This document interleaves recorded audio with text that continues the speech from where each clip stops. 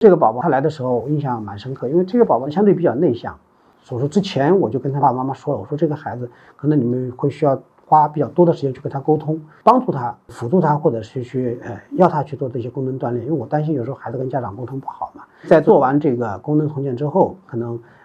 不能够很好的掌握我们的这个锻炼的方法，因为他是从四川那边过来的，所以说他路途上一来一回会非常的花时间，我就再多留了他一天。第二天复查的时候，他明显的这种抗拒的心理就小了很多，他能够愿意和我们沟通，在这个手术之后就立刻可以开始用重建的拇指来做一些以前不能做的这些动作，他很高兴。所以说我觉得对于年龄偏大的孩子来说，我们要给他们鼓励，而不是去很急的去催他们，因为我们一旦让他们掌握了，或者是让他们意识到重建的这个拇指能够有一些新的功能，他们就会不断去开发，是一个比较好的一个正反馈的一个作用。对于漂浮母重建，我们会要求有2个大类的动作要做。第一个就是